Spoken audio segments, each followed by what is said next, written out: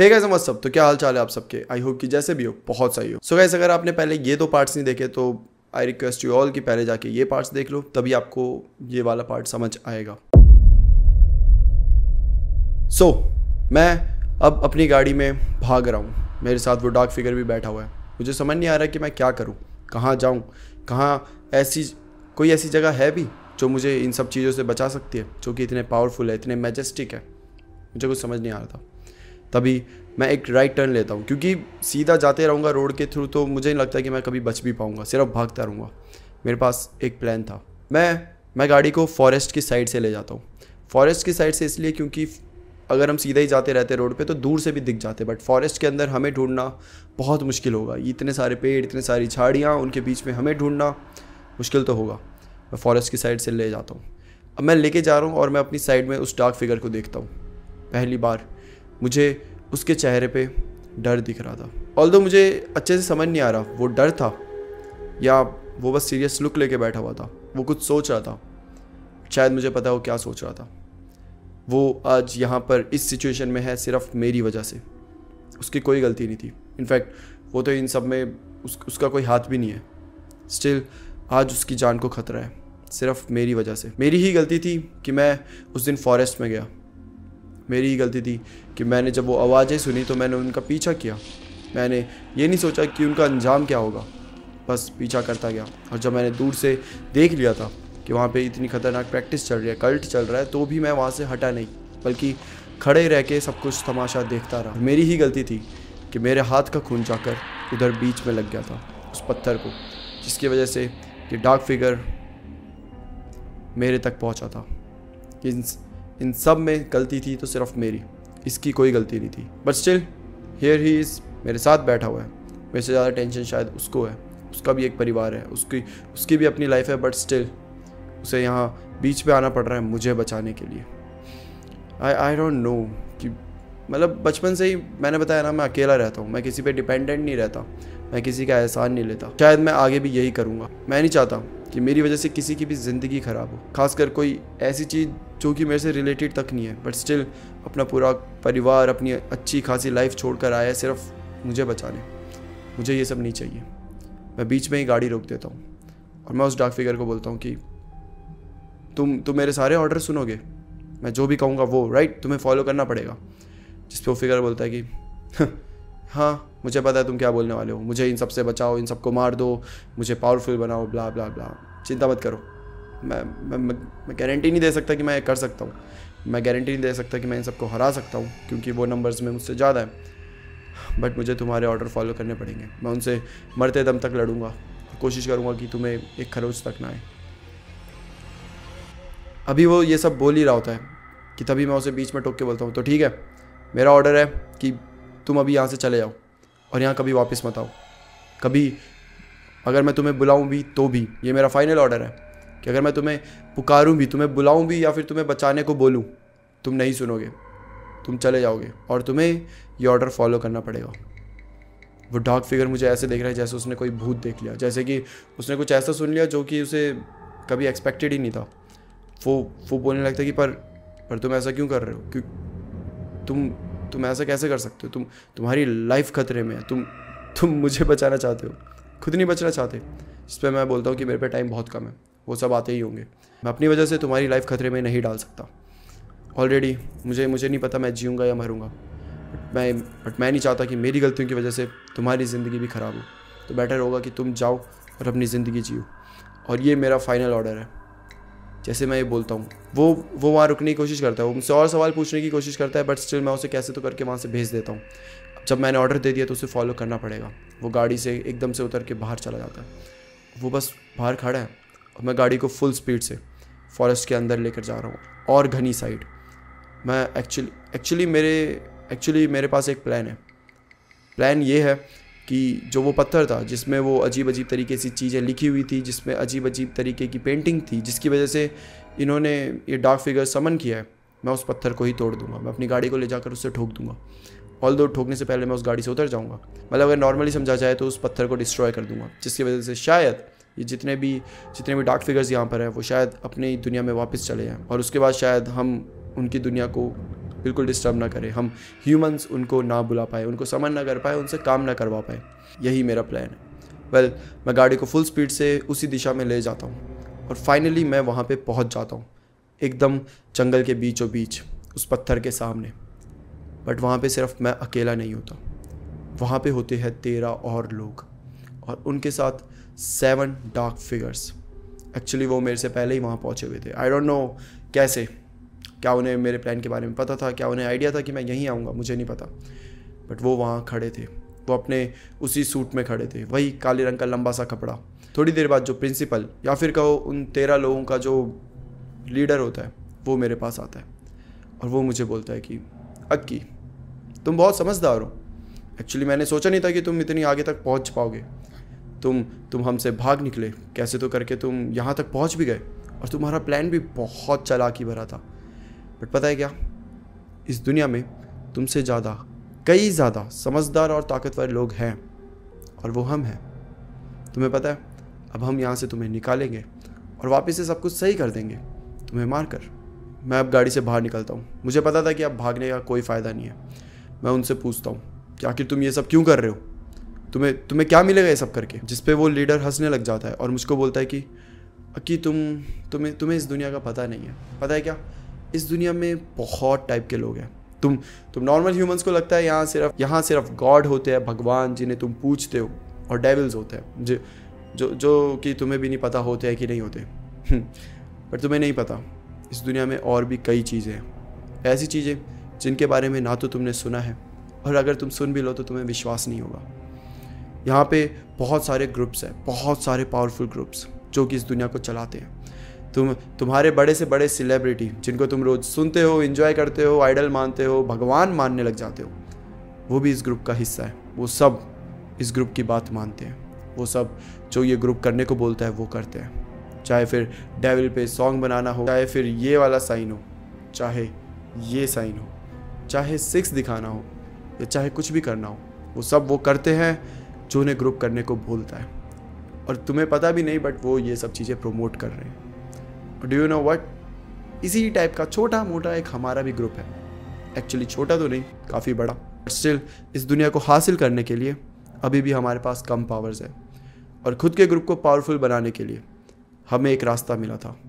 ये dark figures, इन्हें समन करो, इनकी पावर्स लो, इनकी पावर्स का इस्तेमाल करो और इस दुनिया पे राज करो। अपने ग्रुप को इतना स्ट्रांग बना दो कि दूसरा ग्रुप तुम्हारे सामने खड़ा भी ना हो सके। ये हमारी स्ट्रैटेजी है, ये हमारी प्लानिंग है। और तुम चिंता मत करो, एक बार हम लीडर्स बन गए, हम इस दुनिया को बहुत अच्छे से रन करेंगे। सब कुछ फेयर होगा, सब कुछ अच्छा होगा, हर जगह खुशियाँ होगी और हर जगह आबादी होगी। बट उसके लिए हमारे ग्रुप को पावरफुल बनना पड़ेगा। अब मैं तुमसे एक चीज़ चाहता हूँ कि तुम भी इस ग्रुप के पावरफुल बनने में थोड़ा सा योगदान दो, और वो तुम्हारा योगदान कभी भुलाया नहीं जाएगा। तुम भी एक बहुत बड़े मेंबर माने जाओगे, तुम्हारी इज्जत होगी, तुम्हें हर कोई पूजेगा। बट तुम्हारा योगदान बहुत छोटा सा होगा। और तुम्हें आखिर क्या चाहिए, इतने छोटे से योगदान के बदले तुम्हें इतना सब मिल रहा है। और मैं उनसे पूछता हूँ कि और योगदान में तुम मुझसे क्या चाहते हो, जिस पे वो बोलते हैं तुम्हारी मौत। क्या है ना, तुम्हारी मौत के बाद ही वो जो डार्क फिगर जो कि तुमने मुझसे छीना है वो मेरा हो पाएगा। तुम्हें मरना पड़ेगा, बट हमेशा याद रखना, मौत तुम्हारी ज़िंदगी का आखिरी कदम नहीं है। मौत के बाद भी बहुत कुछ है जो तुम हासिल करोगे, जो तुम्हें बाद में पता चलेगा, मरने के बाद। और ये बोलते ही वो अचानक से मेरे पे अटैक करने लग जाता है। उसके साथ वो 13 लोग भी आ जाते हैं, सब मुझे पकड़ लेते हैं। और फिर मुझे दिखते हैं वो 7 डार्क फिगर। वो उतने ही बड़े होते हैं जितना बड़ा मेरा वाला डार्क फिगर था। वो इतने ही ताकतवर लग रहे होते हैं। वो बहुत ज़्यादा गुस्से में होते हैं। ऐसा लग रहा होता है कि डेविल्स, जिनके बारे में मैंने बचपन में सुना था, जिनके बारे में हर कोई विश्वास भी नहीं करता, यही वो डेविल्स हैं। इन 7 फिगर में से 6 बहुत बड़े थे, बहुत घिनौने और बहुत ज़्यादा डरावने। बट एक फिगर जो कि बहुत छोटा सा था, जिसे देख के आपको डर नहीं लगेगा, जिसे देख के आपको लगेगा कि वो कितना ज़्यादा हेल्पलेस फील कर रहा है। उसका नाम केविन था। वो बहुत छोटा था, ऐसा लग रहा था उसमें कोई खास ताकत भी नहीं है, शायद वो बच्चा होगा या जो भी है। और ये जो 13 लोग थे, ये उसको स्लेव की तरह ट्रीट कर रहे थे, बहुत बुरी तरीके से। क्योंकि उसके पास वो ताकत नहीं थी जो इन 6 के पास थी। तो उसको बहुत ज़्यादा डिसरिस्पेक्ट करा जा रहा था, उसको बहुत ह्यूमिलेट करा जा रहा था। मैं देख पा रहा था कि कुछ लोग उससे अपना काम करवा रहे हैं। कोई बोल रहा है कि मेरे जूते साफ़ कर, मुझे गंदगी पसंद नहीं है। कोई बोल रहा था कि केविन मेरे लिए पानी लेकर आ जा। कोई कह रहा था कि केविन यहाँ पर आ और जाके मेरे लिए ये चीज़ें लेकर आ, वो चीज़ें लेकर आ, एकदम स्लेव की तरह। और केविन ऐसा लग रहा था जैसे बस वो रो रहा है, वो हेल्प के लिए पुकार रहा है, वो बस प्रे कर रहा है कि कोई आए और उसे बचा ले। केविन को देख के सच में बहुत बुरा लग रहा था। बट ये वो टाइम नहीं था जब मैं केविन के लिए बुरा फील करूं, क्योंकि मैं ऑलरेडी एक बहुत बुरी पोजीशन में था। मुझे उन 13 में से 4 लोगों ने पकड़ा हुआ था। उन्होंने बहुत जम के पकड़ लिया था और मेरे हाथ और पैर दोनों बांध लिए थे। अब मैं एक डंडे के साथ बंधा हुआ था, एक अजीब सा डंडा था, मतलब काइंड ऑफ अ क्रॉस का साइन है बट वो उल्टा है, और उससे मुझे बांध दिया गया है। और तब वो लीडर मेरे पास आकर बोलता है कि are you ready for the sacrifice? तुम्हारा ये सेक्रीफाइस कभी बुलाया नहीं जाएगा। तुम्हारे इस सेक्रीफाइस की वजह से इस दुनिया को एक नया ग्रुप मिलेगा, नए रूलर्स मिलेंगे, और ये दुनिया आगे चलकर काफ़ी अच्छी बनेगी सिर्फ तुम्हारी वजह से। और तभी वो एक चाकू निकालता है। ये वही चाकू होता है जिससे वो अपना हाथ काटने वाला होता है। याद है फर्स्ट पार्ट में जो रिचुअल होने वाला था, उसके लिए वो चाकू से हाथ काट रहा होता है। ये वही चाकू होता है, और इसी चाकू से अब वो शायद मुझे मारने वाला है। वो धीरे धीरे मेरे पास आता है और उस चाकू से जस्ट मुझे मार ही रहा होता है कि तभी इन सबको एक बहुत बहुत भयानक आवाज़ सुनाई देती है। तो जैसी आवाज़ सुनाई देती है ये सब एकदम से डर जाते हैं। ये आगे पीछे देखने लग जाते हैं कि ये आवाज़ आई कहाँ से, आखिर कौन है जो इन्हें आवाज़ दे रहा है। कि तभी वहाँ पर एक और फिगर आता है। ये फिगर इन सब फिगर से थोड़ा सा बड़ा था। ये फिगर इन सब फिगर से थोड़ा सा ज़्यादा ताकतवर था। और ये फिगर और कोई नहीं, मेरा डार्क फिगर था। वो वहाँ पे भागते हुए आ जाता है और बिल्कुल मेरे सामने खड़ा हो जाता है। मैं उसे बोलता हूँ कि तुम यहाँ क्यों आए हो? तुम्हें तो मैंने जाने के लिए बोला था। तुमने मेरा ऑर्डर फॉलो क्यों नहीं किया? जिस पे वो बोलता है कि मैंने बहुत ह्यूमंस को सर्व किया है, बहुत ह्यूमंस ने मुझसे काम कराया है, बहुत इंसानों ने अपनी सेल्फिशनेस, अपनी ग्रीड मुझसे पूरी करवाई है।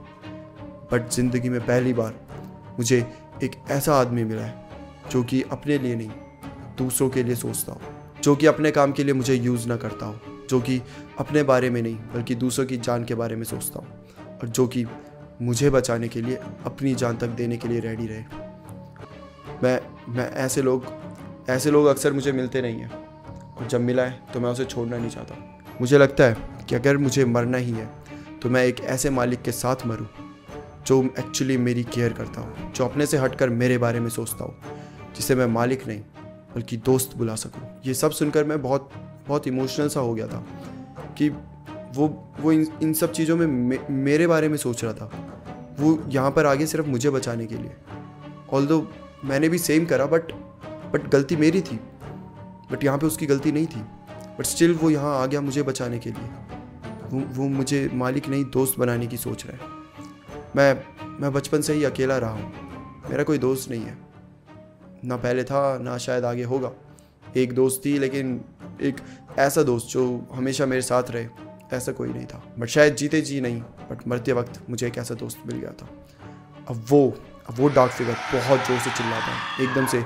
जो बाकी 6 फिगर्स होते हैं, वो जो छोटा सा केविन था वो भी पीछे ही है, वो डर रहा है।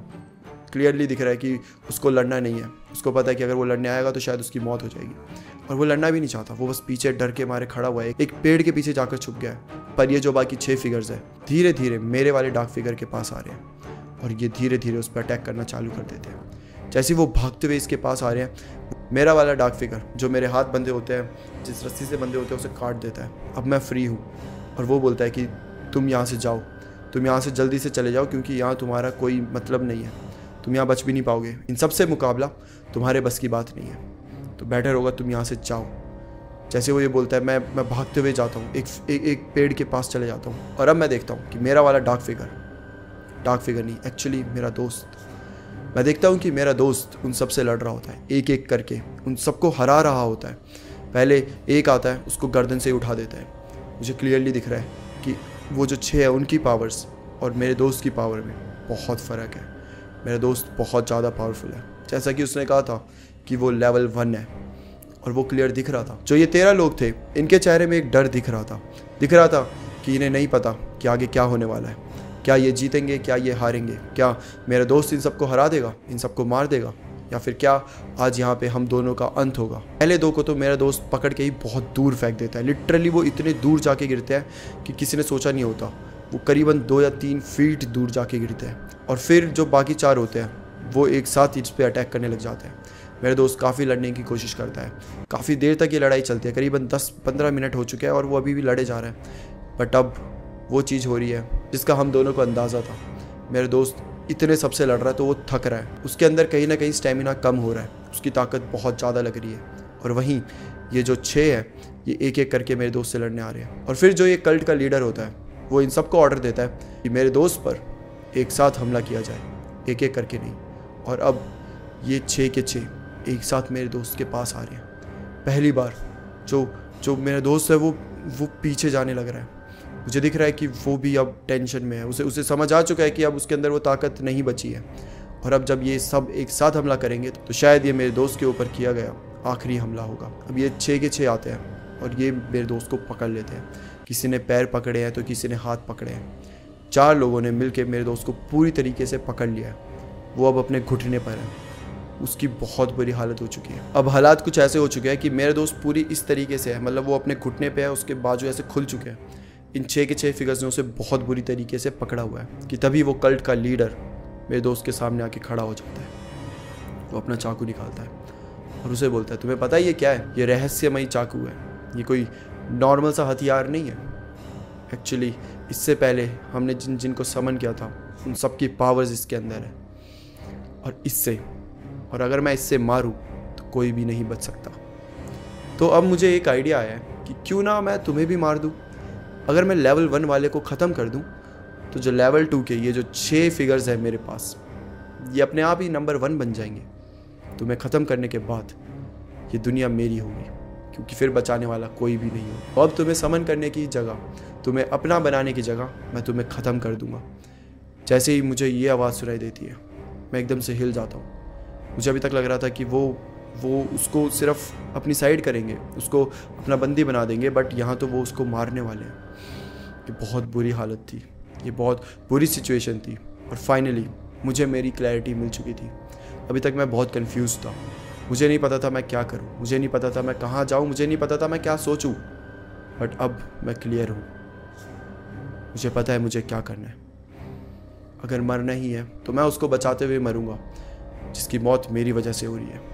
मैं भागना चालू करता हूँ। बचपन में मैं अक्सर भागा करता था इसी जंगल में एक छड़ी लेकर, ये सोच के कि मैं दुनिया को बचा रहा हूँ। बट आज वो जो इमेजिनेशन थी वो रियलिटी बन चुकी थी। मेरे हाथ में कुछ नहीं था, बट स्टिल मैं भाग रहा था इस दुनिया को बचाने के लिए, कहीं ना कहीं अपने दोस्त को बचाने के लिए और कहीं ना कहीं इस पूरी दुनिया को बचाने के लिए। मैं जैसे ही भागता हूँ तभी अचानक से मुझे मेरे हाथ में कुछ फील होता है। मुझे ऐसा लग रहा होता है कि मेरे हाथ में कुछ तो आ चुका है। मुझे नहीं पता वो कहाँ से आया, कैसे आया।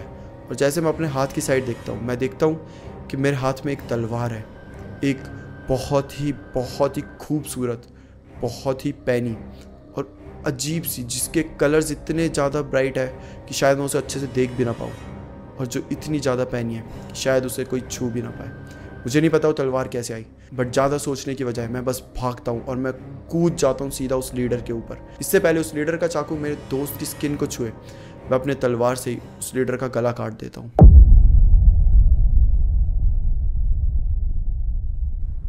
अगले ही पल मैं मेरे दोस्त के सामने खड़ा हूँ। वो जो लीडर है वो पड़ा हुआ है ज़मीन पर, उसका गला अलग पड़ा हुआ है और मेरे हाथ में ये तलवार है। और मैं नोटिस करता हूँ कि जो मेरे पीछे मेरा दोस्त था, जिसका एकदम डार्क फिगर था, ब्लैक कलर का, धीरे धीरे उसका कलर चेंज होने लग गया है। वो हल्का सा रेड होने लग गया है। मेरे कुछ समझ नहीं आ रहा था क्या हो रहा था। मेरे पास ये तलवार कहाँ से आई, क्या इस तलवार का क्या रहस्य है, क्या मकसद है, और क्यों मेरे दोस्त का एकदम से कलर चेंज होने लग गया। तभी मैं उससे जाकर पूछता हूँ कि तुम ठीक हो, तुम्हें कुछ हुआ तो नहीं, तुम सही हो ना। जिस पे वो मुझे बोलता है कि मैंने कभी सोचा नहीं था कि ऐसा कुछ होगा। इनफैक्ट मैंने तो कभी सुना भी नहीं था कि ऐसा कुछ हुआ है। लेकिन अब जब मैं तुम्हें देख रहा हूँ तो मुझे हर चीज़ समझ आ चुकी है। तुम्हें याद है मैंने तुम्हें 3rd पॉइंट बताया था जिसमें फिगर और उसका मालिक एक हो जाते हैं। जिसमें दोनों की सोच सेम होती है, जिसमें मालिक अपने फिगर को स्वार्थ के लिए यूज़ नहीं करता, जिसमें उन दोनों को एक पावर मिलती है। मैंने तब कहा था कि शायद ये इम्पॉसिबल है, क्योंकि मुझे सही में लगा था कि ऐसा कुछ हो नहीं सकता, बट तुमने उस चीज़ को पॉसिबल कर दिया। अब तुम और मैं एक है। तुम्हारे अंदर मेरी पावर है, मेरे अंदर तुम्हारी पावर है, जिसकी वजह से मेरा रंग लाल हो रहा है और तुम्हारे पास ये तलवार है, ये स्वॉर्ड है जिससे तुम किसी को भी मार सकते हो। ये स्वॉर्ड कोई नॉर्मल स्वॉर्ड नहीं, ये हमारी प्राचीन तलवार है। ये एक ऐसी तलवार है जो अगर किसी के हाथ लग गई तो वो पूरी दुनिया बदल सकता है, वो पूरी कायनात बदल सकता है। और लकीली ये तलवार सही हाथों में है, ये तलवार तुम्हारे हाथों में है। तो अब हम मिलकर इस दुनिया को बचाएंगे। और ये बोलते ही वो अपनी पूरी बेड़ियाँ तोड़ देता है। जो 6 लोगों ने उसे पकड़ा हुआ है वो सब दूर जाके गिरते हैं। और पहली बार मेरा दोस्त इतना पावरफुल दिख रहा है। उसकी पूरी बॉडी से एक ऑरा निकल रहा है, लाल कलर का ऑरा, पावरफुल ऑरा, एक ऐसा ऑरा जिसके तुम आसपास बिल्कुल भटकना नहीं चाहते। वही ऑरा जो कि मेरी तलवार से निकल रहा था। और तभी मैं गौर फरमाता हूँ कि वो सिर्फ मेरी तलवार से नहीं बल्कि मेरी बॉडी से भी निकल रहा होता है। मुझे अंदर से ही एक अजीब सी पावर का एहसास होता है, एक अजीब सी ताकत जो कि पता नहीं क्यों बट मुझसे कंट्रोल नहीं की जा रही। एक ऐसी ताकत जो कि मुझे इतना पावरफुल बना रही है कि मुझे अंदर से लग रहा है कि मैं पूरी दुनिया जीत सकता हूँ, मैं इन सबको हरा सकता हूँ, ये जितने भी डार्क फिगर्स हैं उन सबको। और अगले ही पल मैं और मेरे दोस्त उन डार्क फिगर से लड़ने लग जाते हैं। देखते ही देखते मैं 2 फिगर्स पे उस तलवार का इस्तेमाल करता हूँ और वो दोनों की वहीं मौत हो जाती है। और वहीं मेरा दोस्त एक एक हाथ से वो इतना पावरफुल हो चुका है कि अब ये डार्क फिगर्स उसके सामने कुछ भी नहीं है। वो एक एक हाथ से इन सबको हरा दे रहा है और करीबन 10 सेकंड के अंदर उसने इन चारों को मार गिराया है। अब जब ये होता है तो जो बाकी 12 इस कल्ट के मेंबर थे उनके लीडर को हमने मार दिया है। उन्होंने ये जो फिगर समन किए थे उन्हें हमने मार दिया। अब उनके पास कोई पावर नहीं है। अब वो बस निहत्ते कायर इंसान हैं जिनका एक अजीब सा सपना था दुनिया पे राज करने का। वो देखते ही देखते भागने लग जाते हैं, बट मैं उन्हें भागने नहीं देता। मेरे अंदर बहुत ज़्यादा पावर आ चुकी है, मेरे अंदर बहुत ज़्यादा स्पीड आ चुकी है। मैं ये महसूस कर पा रहा था। मैं देखते ही उनके सामने खड़ा हो जाता हूँ और उन सबको बोलता हूँ कि अगर तुम्हें मैंने जाने दिया तो तुम फिर से कुछ ऐसा करोगे जो इस दुनिया के लिए बहुत ज़्यादा डेंजरस होगा। मैं तुम्हें जाने नहीं दे सकता। तुम्हें अपने किए का पछतावा होना चाहिए और वो पछतावा सिर्फ एक ही तरीके से होगा, मर कर। और अगले ही पल मैं उन सबको अपनी स्वॉर्ड से एक एक करके मार देता हूँ। देखते ही देखते उन सबके सर उनकी शरीर से अलग हो चुके हैं। अब पूरे जंगल में एक अजीब सी खामोशी छा चुकी है, जहाँ पे सिर्फ मैं हूँ, मेरा दोस्त है, हम दोनों के अंदर एक अजीब सी पावर है और साथ में है केविन जो कि अभी भी उस पेड़ के पीछे छुपा हुआ है। मेरा दोस्त केविन के पास जाता है। केविन बहुत ज़्यादा डरा हुआ है। वो बोल भी नहीं पा रहा, उसकी आंखों से बस आंसू निकला जा रहा है। वो लिटरली शिवर कर रहा है। मेरे दोस्त केविन को अपने पास बुलाता है। केविन कैसे तो कांपते हुए धीरे धीरे मेरे दोस्त के पास आता है और फिर वो उसे कहता है कि चिंता मत करो बच्चे, मैं तुम्हें हर्ट नहीं करूँगा, मैं तुम्हें कोई नुकसान नहीं पहुँचाऊँगा, तुम आज़ाद हो, तुम्हारे मालिक सब मर चुके हैं और तुम्हारे मालिक को इसने मारा है, यानी कि मैंने। और फिर मेरा दोस्त बताता है कि अब से तुम्हारा मालिक भी यही है, तो अब से जो ये कहेगा तुम्हें वो फॉलो करना है। और ट्रस्ट में इससे अच्छा मालिक तुम्हें ज़िंदगी में नहीं मिल सकता। मैं केविन के पास जाता हूँ और बोलता हूँ कि केविन, मैंने देखा वो लोग तुम्हें कैसे ट्रीट कर रहे थे। मुझे नहीं पता तुम क्या हो, बट तुम जो भी हो तुम बहुत अच्छे हो, तुम साफ दिल के हो। तो मैं चाहता हूँ कि तुम अपने घर वापस चले जाओ और वहाँ अपनी ज़िंदगी जियो, खुश रहो और खुशी से जियो। ये बोलते ही केविन धीरे धीरे उस पत्थर के पास जाता है और देखते ही देखते केविन इस जंगल से गायब हो जाता है। अब मैं और वो डार्क फिगर जो कि मेरा दोस्त है, हम दोनों बैठे हुए हैं और वो मुझे बताता है कि कैसे उसने इतनी सदियों तक हम लोगों को सर्व किया है, इतनी सदियों तक हमारा गुलाम रहा है और कैसे उसे पहली बार इस ताकत का एहसास हुआ है। उसके पूरे प्लेनेट में ऐसा कोई भी नहीं है जिसने ये पावर हासिल करी हो। वो पहला था जिसको ये पावर मिली हो। और वो बता रहा था कि वो कितना थैंकफुल है मेरे प्रति, जो कि अपनी जान बचा के भाग सकता था, जो कि बच सकता था इन सब चीज़ों से, फिर भी मैं उसे बचाने आया। वो बता रहा था कि उसको कितना अच्छा लगा मेरे जैसा मालिक मिलकर। तभी मैं उसे बोलता हूँ कि मालिक नहीं, तुमने कहा था ना कि तुम मुझे दोस्त बुला सकते हो, तो आज से हम दोनों दोस्त हैं। और तब पहली बार मैं उससे उसका नाम पूछता हूँ। उसका नाम होता है सेबर। फाइनली मुझे उसका नाम पता चल चुका। अब मैं उसको मेरा दोस्त, मेरा डार्क फिगर ये सब बोल के नहीं बुलाऊंगा। अब मैं उसको उसके नाम से सेबर बुलाऊंगा। मैं और सेबर अब बैठे हुए हैं, हम बस आपस में ऐसी ही बातें करे जा रहे हैं कि कैसे हम इधर साथ बैठे हुए हैं।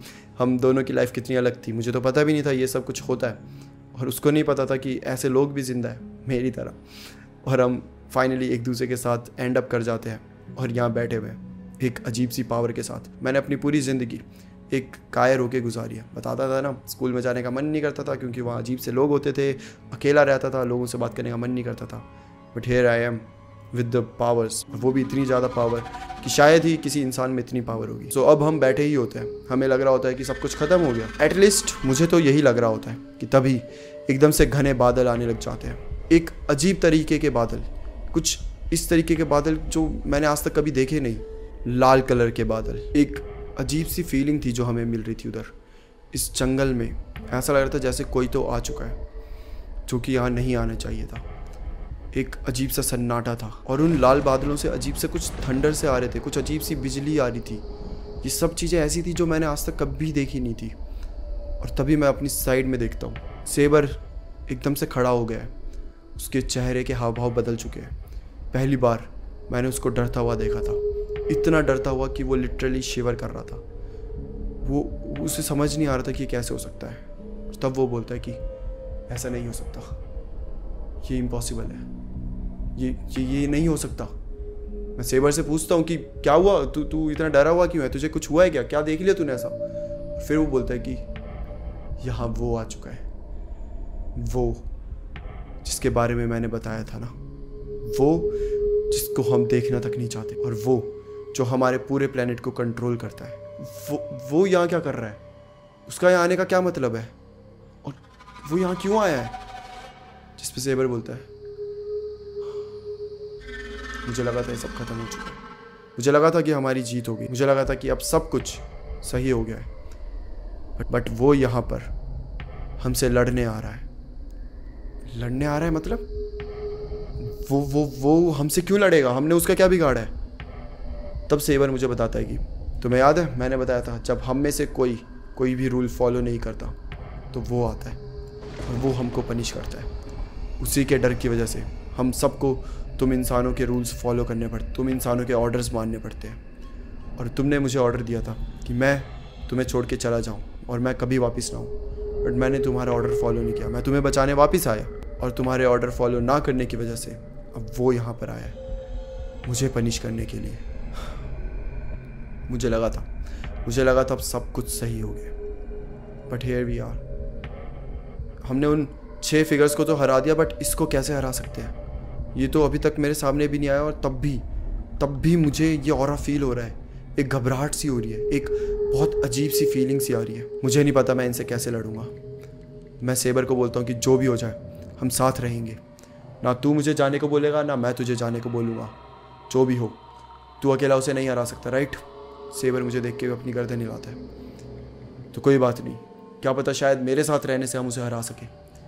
सेबर मुझे फिर भी कन्विंस करने की कोशिश करता है कि हो सके तो तू चले जा, तू यहाँ पे कुछ नहीं कर सकता। बट नहीं, मैं अब यहाँ से पीछे नहीं हट सकता, मुझे मुकाबला करना पड़ेगा। मुझे और सेबर को मिल के उसको हराना पड़ेगा, नो मैटर वट, वो कितना भी ताकतवर हो, नो मैटर वट वो कितना भी ज़्यादा पावरफुल हो, हम उसको हरा के रहेंगे। और फिर फाइनली हमारे सामने वो आता है, वो जिसको कोई देखना नहीं चाहता, वो जिसका कोई सामना नहीं करना चाहता, और वो जिससे इस पूरी दुनिया में, पूरे यूनिवर्स में कोई पावरफुल नहीं है, जो कि हेवन और हेल के बीच में रहता है, जो कि सबको पनिश करता है, और वो जो अब सेबर को पनिश करने आया है। बट उसके साथ कोई और भी है, कोई इंसान मुझे दूर से दिखाई नहीं दे रहा। मुझे एक्चुअली दोनों ही दिखाई नहीं दे रहे, मुझे एक शैडो सी दिखाई दे रही है सिर्फ। अब धीरे धीरे वो मेरे पास आ रहे हैं, धीरे धीरे वो मुझे दिखाई दे रहे हैं, वो जो लाल रंग का है, और मुझे अब वो फिगर दिखाई दे रहा है। वो एक्चुअली में बहुत ह्यूज है, सेबर जैसे अगर 2 मिलेंगे तब उस जैसा एक बनेगा, इतना पावरफुल। उसके एक्सप्रेशंस इतने ज़्यादा खौफनाक है कि मैं ज़्यादा देर तक उसे देख भी नहीं सकता। मुझे अंदर से डर लग जा रहा है, मुझे मेरी पूरी बॉडी कांपने लग जा रही है उसे देखकर। ये कोई नॉर्मल नहीं है, ये जो भी हो ये इतना पावरफुल है कि मेरे हाथों से मेरी स्वॉर्ड तक छूटने वाली है। उसके सामने मैं हिल तक नहीं पा रहा। पता नहीं मुझे क्या हो गया है। सेम ही हालत सेबर की भी है, वो भी कुछ खास हिल नहीं पा रहा। इनफैक्ट उसने तो पहले ही अपनी हार मान ली है। उसको बिल्कुल नहीं लगता कि हम इसको हरा सकते हैं। उसे देख के मेरे दिमाग में सिर्फ एक ही ख्याल आ रहा था कि मौत ऐसी होती है, ऐसी होती है मौत। जब वो तुम्हारे पास आ रही होती है तो तुम्हें कैसा लगता है? जब तुम्हें पता होता है कि तुम कितना भी ट्राई कर लो बट तुम नहीं बच सकते, जब तुम्हें पता होता है कि यही तुम्हारे जीवन का अंत है, तो तुम्हें कैसा लगता है? वही फीलिंग मुझे इस टाइम आ रही थी। मेरा ध्यान उस फिगर से हटकर उस इंसान पे पड़ता है। आखिर ये कौन सा इंसान है जो इस फिगर के साथ आ रहा है? और जब धीरे धीरे ये मेरे पास आते हैं तब मुझे ये इंसान थोड़ा अच्छे से दिखने लग जाता है।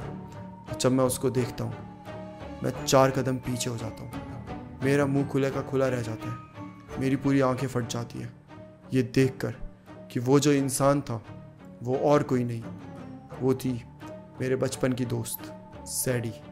सैडी उस फिगर के साथ क्या कर रही होती है? सैडी जो कि हमेशा हंसती रहती थी, हमेशा उसके पूरे नेचर में कामनेस थी। उसे देख के बहुत रिलीफ सा फील होता था। पहली बार मुझे उसे देख के डर लग रहा था। वो एक्चुअली बहुत गुस्से में थी। और यू नो व्हाट, उसकी पूरी बॉडी से लाल कलर का कुछ ऑरा सा निकल रहा था, वही ऑरा जो कि मेरी स्वॉर्ड और मेरी बॉडी से निकल रहा था। मैं सेबर से पूछता हूँ कि ये सब क्या चल रहा है, और सेबर मुझे बताता है कि सेबर को भी यकीन नहीं हो रहा जो वो देख रहा है। उसे एक्चुअली लगता था कि ये जो लाल कलर का जो ये फिगर है ये इंडिपेंडेंट है, ये वो करता है जो इसके मन करता है, ये अपने मन का मालिक है। बट ऐसा नहीं था, क्योंकि इसकी मालिक तो ये लड़की है, सैडी। सैडी ने इस लाल फिगर को समन किया हुआ है, और ये लाल फिगर भी एक स्लेव है सैडी का। मैं हैरान हूँ। मैं सैडी को बचपन से जानता हूँ, जब से वो इतनी सी थी। उसने कब ये सब कर लिया? उसके दिमाग में क्या चल रहा था? और आज तक जब मैं उसके साथ रहता था मुझे कुछ भी यकीन नहीं हो रहा। मैं लिटरली पागल हो रहा हूँ। मैं सैडी के पास जाता हूँ, मैं उससे पूछता हूँ सैडी तुम क्या कर रही हो ये? इस पर सैडी मुझे बोलती है कि तुम लकी थे जो तुम मेरे दोस्त थे, बट तुमने ये क्या कर दिया? तुम्हें ये नहीं करना चाहिए था। तुमने लिटरली हर चीज़ का बैलेंस बिगाड़ दिया है। जब तुमने मुझे रिचुअल वाली बात बताई थी मुझे तभी समझ आ गया था कि तुमने इसको समन कर दिया है। बट तब भी मेरे लिए सब चीज़ें नॉर्मल थी, क्योंकि ये सब चीज़ें इधर होती रहती हैं। बट जब मुझे ये पता चला कि तुम और वो एक हो चुके हैं, तब मेरे पास कोई और ऑप्शन नहीं रहा। क्या है ना, अब तुम बहुत पावरफुल हो चुके हो। तुम्हारा जो ये दोस्त है वो भी बहुत पावरफुल हो चुका है, और आने वाले टाइम में शायद तुम हमें हराकर हमारी जगह ले सकते हो।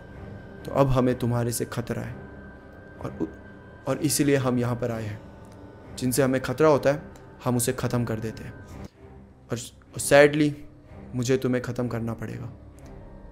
मैं समझ नहीं पा रहा कि सैडी ऐसा क्यों कर रही है। वो तो मेरी दोस्त है ना, हम मिलकर भी तो काम कर सकते हैं। हम एक तो मेरा दिमाग इस टाइम फट रहा था, इतनी सारी चीज़ें मेरे दिमाग के सामने चल रही थी।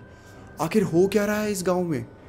मैं फिर सैडी के पास बात करने जाता हूँ, तभी वो अपने हाथ से एक तलवार निकालती है, और ये तलवार सेम वही तलवार होती है जो कि मेरे पास होती है, बट इससे थोड़ा ज़्यादा ऑरा निकल रहा होता है, जो कि एक इंडिकेशन होती है कि सैडी के पास मेरे से कई ज़्यादा पावर है। इससे पहले मैं सैडी को जाके कुछ बोल पाता, सैडी एकदम से उस तलवार से मुझ पे हमला कर देती है। ऑल्दो वो तो अच्छी मेरी टाइमिंग थी कि मैं अपनी तलवार सामने ले आता हूँ, लेकिन मैं बहुत दूर जाके गिरता हूँ। मुझे पता चल चुका था कि सैडी बात करने के मूड में बिल्कुल नहीं है। वो यहाँ पर आई है मुझे मारने, तो अब उससे बात करने का कोई फ़ायदा नहीं है। मुझे उससे सिर्फ लड़ना पड़ेगा। मैं अपनी तलवार निकालता हूँ और मैं सेबर को बोलता हूँ कि सेबर, ये हमारा आखिरी मौका है। शायद इसके बाद हम एक दूसरे से बात भी ना कर पाए, शायद हम इसके बाद एक दूसरे से मिल भी ना पाए। मैं बस तुम्हें बताना चाहता हूँ कि थैंक यू फॉर एवरीथिंग, और अब हमें डट के लड़ना पड़ेगा। सेबर जो कि अभी तक काँप रहा था, जिसकी हालत एकदम ख़राब थी, उसके अंदर मानो जोश आ चुका है, उसके अंदर मानो कहीं ना कहीं से उम्मीद आ चुकी है, और वो मुझे बोलता है कि ये हमारा आखिरी टाइम बिल्कुल नहीं है। हम लड़ेंगे और हम इन्हें हराएंगे भी। सेबर और मैं दौड़ के इनके पास जा रहे हैं, और वहीं दूसरी साइड से वो दोनों दौड़ते हुए हमारी तरफ आ रहे हैं। मैं सैडी से लड़ने जा रहा हूँ, और सेबर उस भयानक से फिगर के साथ। सेबर और वो लड़ना चालू करते, मैं और सैडी एक दूसरे पे वार करना चालू करते। मैं और सैडी नॉर्मल ह्यूमन से ज़्यादा ताकतवर है, नॉर्मल ह्यूमन से ज़्यादा स्पीड है, तो हम बहुत स्पीड से यहाँ वहाँ डिस्टेंस कवर करते हुए एक दूसरे से लड़ रहे हैं। और वहीं Saber body wise, power wise उस लाल से फिगर के बिल्कुल बराबर में नहीं है। वो लाल सा फिगर बहुत आसानी से सेबर को पकड़ लेता है, उसको ऐसे गर्दन से बिल्कुल ऊपर तक उठा देता है। जब मैं ये देखता हूँ मुझे उसी टाइम ऐसा लगता है कि शायद अब सब कुछ ख़त्म होने वाला है। तभी सैडी मुझ पर एक वार करती है जो कि सीधा मेरे आके बाजू में लगता है, मेरे यहाँ से पूरा कट लग जाता है। मुझे बहुत दर्द होती है, मैं बहुत ज़ोर से चिल्लाता हूँ और यही चिल्लाने की आवाज़ जब सेबर को सुनाई देती है तो पता नहीं उसे क्या होता है, वो अपनी पूरी जान लगा देता है। कैसे तो करके उस लाल फिगर के हाथ से निकल जाता है और उसके गर्दन पकड़ के उसे बहुत ज़ोर से पीछे धकेलता है और पीछे वही पत्थर होता है। जब वो लाल फिगर को धकेलता है तो वो पत्थर से जाके लगता है। लाल फिगर वो अपना बैलेंस खो देता है, वो वहीं थोड़ा सा गिर जाता है और तभी सेबर दौड़ते हुए मेरे पास आता है और सैडी को पकड़ लेता है। सैडी को पकड़ के वो ऐसे दूर फेंकता है जिसकी वजह से सैडी एक्चुअली बहुत दूर जाके गिरती है। वो मुझसे पूछता है कि तुम ठीक हो, जिस पे मैं उसे बोलता हूँ मैं ठीक हूँ, तुम जाके उसको संभालो, सैडी को मेरे पे छोड़ दो। अब इससे पहले सेबर मुड़ता, वो लाल फिगर उसके पास खड़ा होता है। वो फिर से सेबर को पकड़ लेता है और इस बार उसे बहुत मारना चालू करता है। उसके फेस पे वो बहुत पंच मारता है जिसकी वजह से सेबर अनकॉन्शियस हो जाता है। वो लिटरली पड़ा हुआ है ज़मीन पर। मतलब 5 मिनट में ये सब हो गया। मुझे नहीं लगा था इतनी जल्दी ये सब खत्म हो जाएगा। सेबर बहुत बुरी हालत में होती है। मैं दौड़ते हुए उसके पास जाता हूँ, मैं अपनी तलवार से उस लाल से फिगर पे अटैक करने की कोशिश करता हूँ, बट वो लाल फिगर मुझे बहुत दूर फिर से फेंक देता है। वहाँ सैडी पड़ी हुई है जिसकी एक्चुअली मुझे लग रहा है कि बोन्स क्रैक हो चुकी है और यहाँ मैं पड़ा हुआ हूँ। मैं बहुत बुरी हालत में था, मेरी हर जगह से खून निकले जा रहा था, मेरे को खुद की बोन्स क्रैक होती हुई सुनाई दे रही थी। मैं और सैडी बस पड़े हुए हैं और सिर्फ अपने दोस्तों को देख रहे हैं। मुझे नहीं पता वो सैडी का दोस्त है कि नहीं, बट मुझे दिख रहा था कि सैडी उससे कहीं ना कहीं कनेक्टेड है, उसके चेहरे से दिख रहा था। और यहाँ मैं बस प्रे कर रहा था कि कैसे तो करके सेबर बस उठ जाए और इस लाल फिगर का सामना कर ले। बट क्या है ना, इमेजिनेशन और रियलिटी में यही फ़र्क होता है। रियलिटी में अक्सर वो नहीं होता जो तुम चाहते हो, ये कोई फेरी टेल नहीं है। सेबर वहाँ पड़ा हुआ था बहुत बुरी हालत में और ये लाल फिगर उसके पास आ जाता है और इसे बोलता है कि ये मेरी तरफ से तुम्हारे लिए एक फाइनल गुड बाय है। आज के बाद तुम एक मिसाल बनोगे तुम्हारे पूरे प्लेनेट के लिए कि कैसे कि मेरे ऑर्डर्स मानने की गलती ना करी जाए, और जो तुम्हारी तरह ये गलती करता है, जो मेरे बनाए हुए रूल्स तोड़ता है, उनकी क्या सज़ा होती है। वो लिटरली सेबर का गर्दन पकड़ता है और उसे इतनी ज़ोर से घुमाने लग जाता है कि अगले ही पल उसकी गर्दन अलग हो जाए। मैं लिटरली ये चीज़ें नहीं देख पाता, मैं अपनी आंखें बंद कर देता हूँ। मैं बहुत ज़ोर से रो रहा हूँ, मैं बस चिल्ला रहा हूँ कि सेबर प्लीज़ प्लीज़ उठ जाओ, बट सेबर बिल्कुल ही अपने होश में नहीं है। तभी ये बस उसकी गर्दन पूरी घुमा ही रहा होता है कि तभी एकदम से आवाज़ आती है, बहुत ज़ोर से आवाज़ आती है जो कि उस पत्थर से आती है। वो लाल फिगर मुड़ के उस पत्थर को देखता है, मैं उस पत्थर को देखता हूँ, सैडी उस पत्थर को देखती है और उस पत्थर से एक एक करके सेबर की तरह ही वो डार्क फिगर्स निकलने लग जाते हैं। देखते ही देखते वहाँ पे बहुत सारे डार्क फिगर हो जाते हैं, इतने डार्क फिगर कि पूरा फॉरेस्ट भर गया था। मुझे नहीं पता ये सब यहाँ क्या कर रहे हैं, मुझे नहीं पता ये सब यहाँ कैसे आए, बट अगले ही पल मुझे सारी चीज़ें समझ आ जाती है, क्योंकि वहाँ से निकलता है केविन। वही केविन जो छोटा सा था, जिसको सेबर ने मारा नहीं था बल्कि जाने को कहा था, जिसको कहा था कि तुम अपनी ज़िंदगी अच्छे से जियो। केविन एक्चुअली अपने जब प्लेनेट में जाता है तो सबको सेबर के बारे में बताता है, सबको मेरे बारे में बताता है। जब सबको पता चलता है कि सेबर की लड़ाई इस डार्क फिगर से है, जिससे वो ज़िंदगी भर डरते हुए आए हैं, जिसके वो रूल्स फॉलो करते हुए आए हैं, सब के अंदर कहीं ना कहीं जोश आ जाता है। सब सोचते हैं कि अगर सेबर उससे लड़ सकता है तो हम सब भी लड़ सकते हैं। और यही सोच के साथ ये सारे अब इस जंगल में आ चुके हैं। इन सब ने उस डार्क फिगर को घेर दिया है। केविन दौड़ते हुए जाता है सेबर के पास, सेबर को पकड़ता है और उसे बस जगाने की कोशिश कर रहा है। सेबर अभी भी बहुत ज़्यादा अनकॉन्शियस है। केविन उसको पकड़ के बस उसे जगा रहा है और यहाँ पे जितने भी सारे डार्क फिगर्स हैं वो धीरे धीरे उस लाल कलर के फिगर को घेर रहे हैं। और ये जो लाल वाला फिगर है ये चिल्ला के बोल रहा है कि तुम सब यहाँ क्या कर रहे हो, तुम सबको मरना है क्या, जाओ अपने प्लेनेट में जाओ, मेरे रूल्स तोड़ने का ये नतीजा होता है। वो सेबर की तरफ पॉइंट आउट करके दिखा रहे हैं, बट शायद उसे ये नहीं दिखाना चाहिए था, क्योंकि जब सबकी नज़र सेबर की तरफ पड़ी कहीं ना कहीं सबके अंदर बहुत ज़्यादा आक्रोश आ चुका था। अपने सेबर को इस तरीके से पड़ा होता देख वो सब बहुत ज़्यादा गुस्से में थे। वो लिटरली धीरे धीरे एक एक करके भागते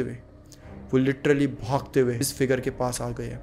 ये फिगर बचने की कोशिश कर रहा है, ये यहाँ वहाँ भागने की कोशिश कर रहा है। कहीं ना कहीं से भी समझ आ चुका है कि ये अकेला इतने सबको नहीं हरा सकता। देखते ही देखते 1 2 3 ये जितने भी डार्क फिगर होते हैं ये उसको नोचना चालू कर देते हैं। ये उसके हाथ पकड़ते हैं, उसकी टांगें पकड़ लेते हैं, उसका सर पकड़ लेते हैं और उनका बस उखाड़ने की कोशिश कर रहे हैं। और देखते ही देखते ये उसके पूरे हाथ उखाड़ देते हैं। उसकी टांगें बहुत गंदी तरीके से तोड़ चुके हैं। उसकी टांगें किसी काम की नहीं रही है। उसकी लेग्स इतनी हद तक टूट चुकी है कि वो अपनी लेग्स पे खड़ा भी नहीं हो पा रहा। वो लाल फिगर जिससे सब डरते थे वो अपने घुटनों पे गिर चुका है और यहाँ पर उसकी पूरी बाजू उखड़ चुकी है। वो बहुत ज़्यादा भयानक मंजर था। वो अपने घुटनों पे गिरा हुआ है और उसको सारे डार्क फिगर्स ने घेरा हुआ है। और तभी सेबर भी उठ चुका है।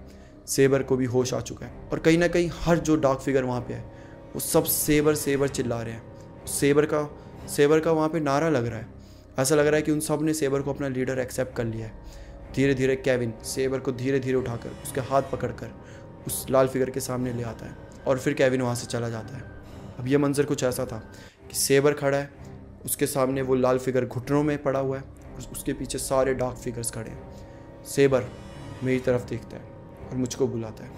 जब मैं इन सब के पास जाता हूँ, अब मैं सेबर के साथ खड़ा हुआ हूँ। सेबर मुझे कहता है कि ये तुम्हारा हक है, तुम अपनी तलवार से इसका कत्ल कर दो। और मैं वही करता हूँ जो सेबर बोलता है। अपनी तलवार निकालता हूँ, वही तलवार जिसका और अब इतना ज़्यादा हो चुका था कि लिटरली मुझे यकीन नहीं हो रहा था। लिटरली जो वो डार्क फिगर्स थे उन्हें भी ऐसे करके देखना पड़ रहा था, इतना ज़्यादा वो ऑरा हो चुका था। मैं वो तलवार निकालता हूँ और मैं अगले ही पल उस तलवार से उस लाल फिगर का सर उसके धड़ से अलग कर देता हूँ। 1 ही मिनट में वो लाल फिगर ख़त्म हो जाता है।